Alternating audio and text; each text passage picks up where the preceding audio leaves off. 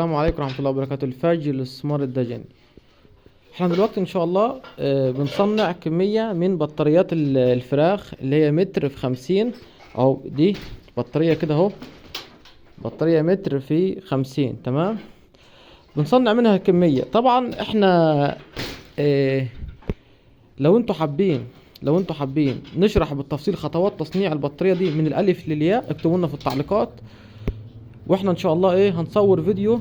طبعا هيبقى اطول من ده بكتير، وهنشرح فيه خطوة خطوة، بداية من التقطيع وبداية من المقاس لحد ان شاء الله ما ننهي البطارية. طبعا مش هنخبي اي معلومة، وان شاء الله الفيديو ده هيكون خالص لوجه الله. مش هنخبي اي معلومة عن اي حد حابب يعمل بطارية فراخ من الخشب. تمام، طبعا احنا البطارية دي بتبقى متر في 50 اهو. تمام، دي بطارية اهو متر في كام؟ في 50 اهو. بطارية تبقى متر في 50 متر كده في 50 عمق، ارتفاع من هنا لهنا 40 سم، ارتفاع 40، والرجل بتبقى 10 سم اللي احنا سايبين لها الرجل. تمام اهو. احنا الطلب مننا بنعمل كمية مطلوبة مننا شغالين فيها. طبعا احنا بنخلي الارضية شبك بلاستيك، وفي عملنا تعديل بسيط، خلينا الارضية بتبقى الخشب اللي فيها عرض حوالي 8 سم الارضيات، بحيث يدي متانة اكتر في الشغل. طبعا اهو نفس الكلام اهو، نفس الكلام.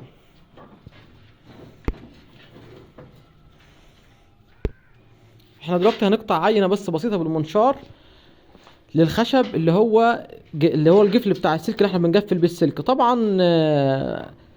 احنا هنا بنعمل الخشب بيبقى عرض متر في 50، ونبدأ نرص الخشب جنب بعض. نيجي بعد كده نبدأ نجيب 8 خشبات 50 سنتي، ونعلم ارتفاع 40 عشان يبقى ده ارتفاع الدور او ارتفاع العين.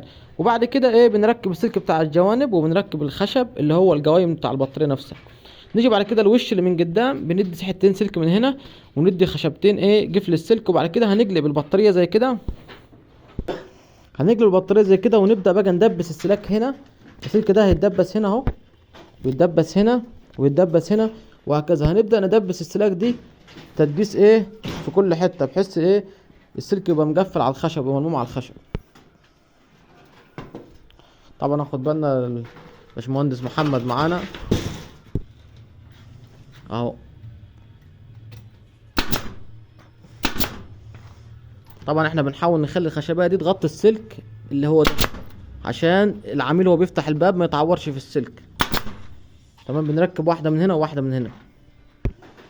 الخشبية دي بتبقى ارتفاع 40 سم. طبعا الزيادة دي هتتقطع دلوقتي، طبعا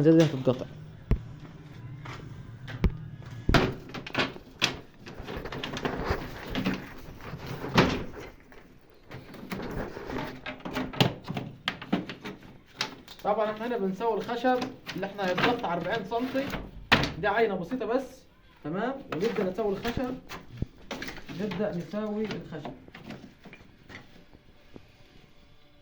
اهو. نيجي بالمنشار بقى الصينية اللي معانا،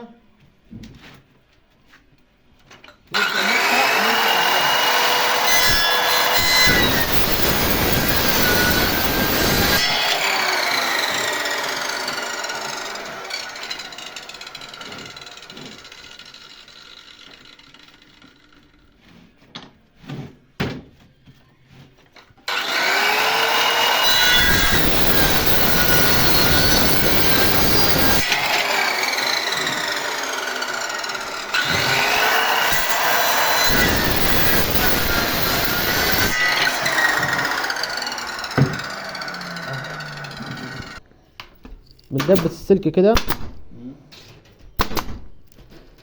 ندبس السلك اهو.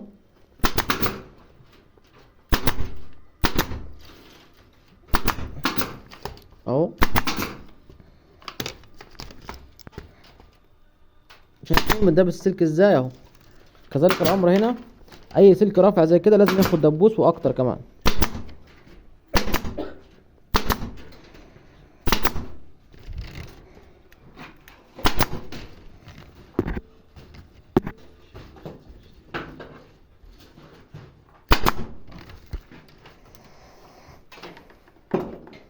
طبعا انتوا لو حابين نعمل فيديو بالتفصيل للمقاسات وكل حاجة، اعمل شير للفيديو واكتب تم، واحنا ان شاء الله نحاول بقدر الامكان نصور فيديو تفصيلي هيبقى اطول من ده وهيبقى اكتر من مرحله، لان طبعا البطاريه دي بتخش على كذا مرحله.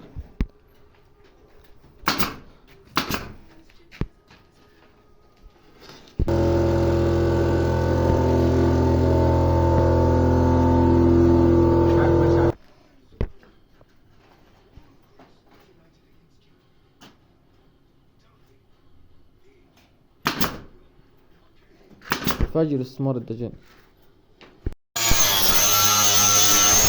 هنا احنا بنقطع الزيادات اللي بتكون زايدة من الظهرية.